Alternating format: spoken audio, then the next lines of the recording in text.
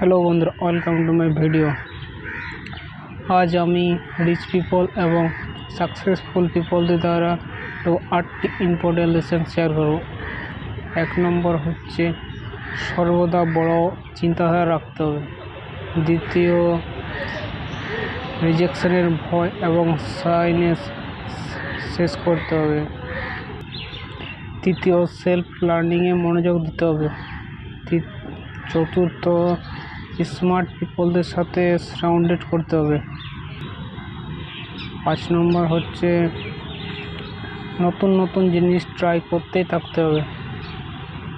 6 নম্বর হচ্ছে যদি কেউ ডিমোটিভেট করে বা নেগেটিভ চিন্তাধারা দেয় তাদের থেকে দূরত্ব বজায় রাখতে হবে।